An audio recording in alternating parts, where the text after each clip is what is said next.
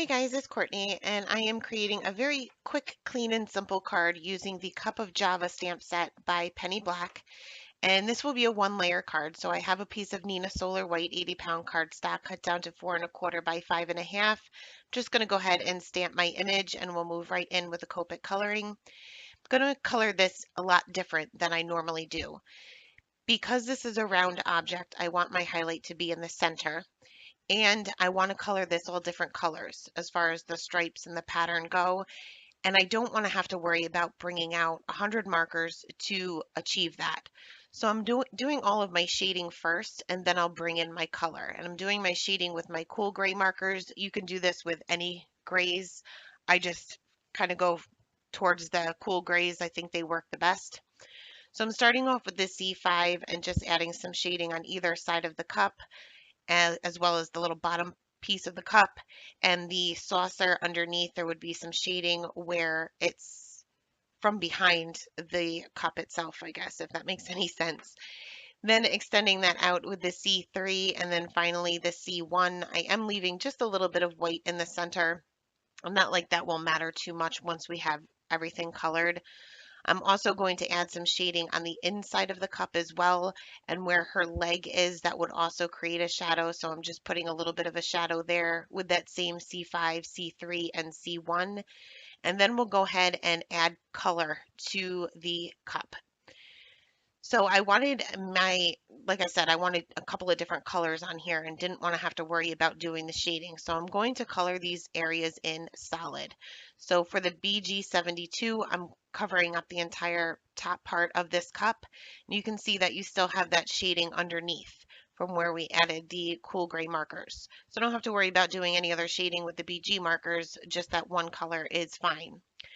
I will take the BG75 and I'm just going to go through these little squiggly lines or designs that are on the cup. Now, for a teeny tiny area like this, I've heard a lot of people say that they have a hard time with Copic markers getting into teeny tiny areas like this. You just want to make sure that you're using the very tip of the marker and barely touching the paper.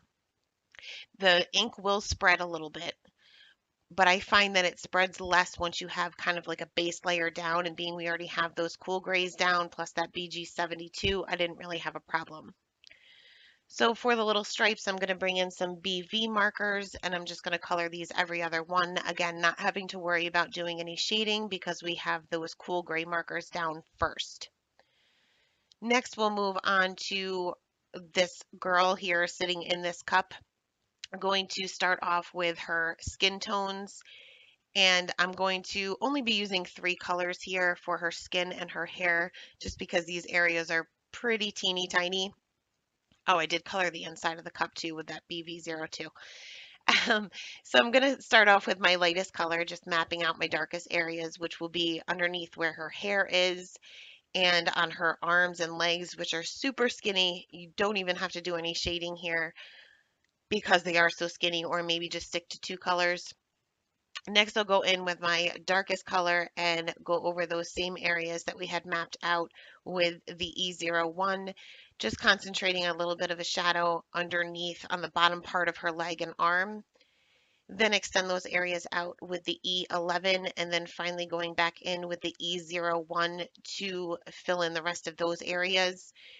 I did bring in my R20 just to add a little bit of color to her cheeks and her lips, and then brought back in that E01 just to blend out her cheek color just a little bit. For her hair, I'm going to start off with my darkest color. Whenever I color hair, I tend to start with my darkest first. And I'm just doing some flick lines from where her little messy bun starts and where her hair is kind of pulled back from her bangs. And then just a few little flicks in that messy bun just to kind of give it some texture. Next, I'll go in with the E57 and I'm going to just extend those flicks out a little bit further. Again, I'm barely touching the tip of the marker to the paper here. And finally, I'm going to go in with the E55 and just fill in those highlight areas. I go over these areas very quickly because I want to maintain that highlight and I don't want to overblend here. I want to see those flick lines. Next, for her pants, I wanted these to at least appear to be black. So I am using my black marker, but I'm also going to be doing some shading with some darker C markers. So I'm just putting a little bit of shading on the bottom part of her pants for that one leg that's in front. And for the leg behind that, I'm just coloring that in solid. I'll just thicken up that line of the black with the C7, then the C5, and just leaving a very small highlight for the C3 on the top part of her pants. For her shirt, I didn't want to color this where it blended in too much with the cup, but I did want to kind of keep with the same color scheme, I guess. So I'm going to bring in some V markers, and again, just bringing in the lightest color first to map out my darkest areas. There's going to be shadows underneath her arm and underneath her little collar there, also on either side of the collar because that is a round object. So you want to make sure that you preserve a highlight there in the center. Going in with the darkest color, putting in most of my shading with the darkest color, but there are some areas that I leave just for my darkest midtone. You don't necessarily need to put all of your shadows with the same color. Blending that out with the lightest midtone and then finally back to that V01 and blending all of that together. For the little cup that she's holding, I wanted to bring in those BG markers that we used in the beginning on the cup just to kind of bring that out a little bit more.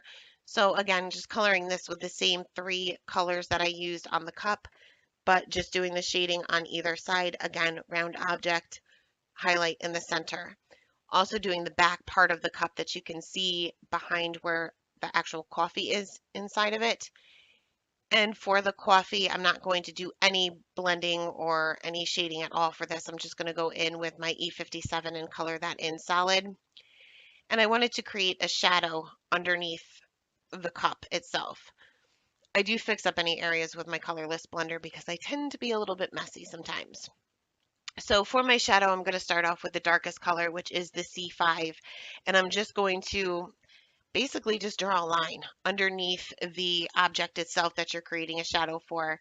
Then I'll bring in the C3 and I'm going to make that line a little bit thicker and a little bit longer. And then finally going in with the C1 and make that even thicker and even longer yet. You can kind of play around, especially once you get to the lightest color, you can kind of play around with your shadow a little bit and make sure you get it to the way you want it. Once my coloring was done, I wanted to add a little bit of detail to the side of the card panel. So I'm just going to take my T-square ruler here and I'm using my grid mat just to make sure I can I can draw a straight line.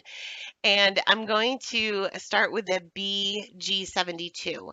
And I'm just going to saturate my paper a little bit. So I'm going right along the edge of my ruler here, and you can use any straight edge for this. And I'm just going to get my paper saturated a little bit because I'm just doing a little bit of shading here. So it's always best to saturate the paper before you go in with any shading. It just helps your alcohol markers to blend a little bit easier, and regardless of the alcohol markers that you choose to use. Next, for the shadow color here, I'm just going to draw a straight line, and I thought that maybe I could blend that out, but I had a hard time blending this. So what I ended up doing once I got to the other side, or once I filled in this entire area with the BG72, I ended up going back and flicking out some of my color just because I wasn't getting the blend that I was looking for. And keep in mind that alcohol markers you can do this with. So if you don't have enough shading or enough shadows that enough that you're what you're looking for, you can always go back in and add more. It's harder to take them away. So always go a little bit light-handed with your shadows and keeping in mind that you can always go back and add more. So here I am going to go back and add more of that shadow color, and this time I am flicking my color out a little bit. When I do my flicks, I obviously start on that line that we had drawn in, and I'm flicking away from myself until the marker is no longer touching the paper. You're kind of like sweeping away the color.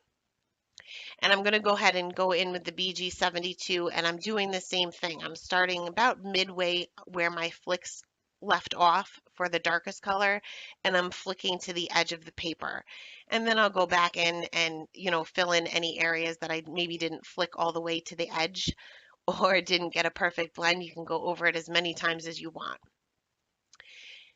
Next, I took my T-square ruler again, and just keep in mind that if you're using markers with your ruler, you're going to want to clean it off because you can kind of smear your color around, and I just use an alcohol wipe, and that will take it right up.